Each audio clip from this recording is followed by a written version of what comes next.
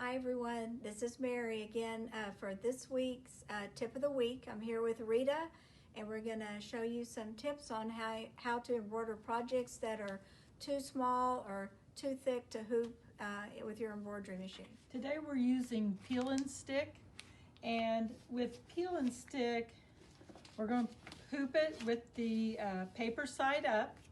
We're going to take our little stylus and we're going to score it.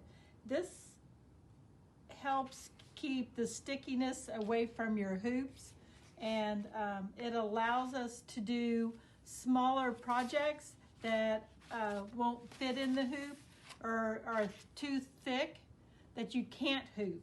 So we're going to take it, we're going to score our the paper, and we're just going to do this very lightly around the edge, because basically we just want an edge to tear.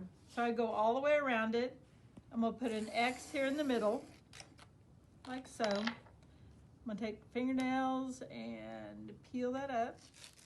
So now that will peel up.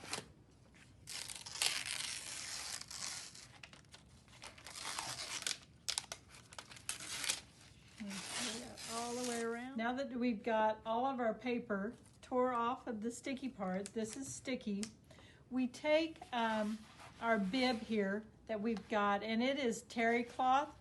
So what we do is we put fuse and tear, we iron this to the back side.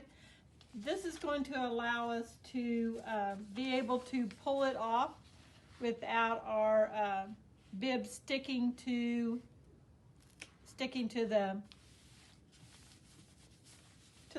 peel and stick. Now that this is a terry cloth, and so now we're going to add a wash. This is a wash away, but it's a topper that we use to make sure the stitches stay to the top of our stays on the top of our nap on anything that's thick, like towels, this terry cloth bib. And then we're going to bring it over to our sewing machine. We're going to slide it on. This is the Luminaire, and this machine's pretty neat because it has the capability of projecting what we're going to embroider right on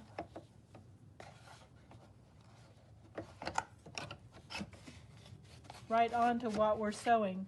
So if you look here, now I know that that's where that is, and I'm ready to embroider. Now that we've finished stitching out, we can come over to our water soluble. So what we do is we pull that off as much as possible, and then you can take water to dampen that to get the rest of that out.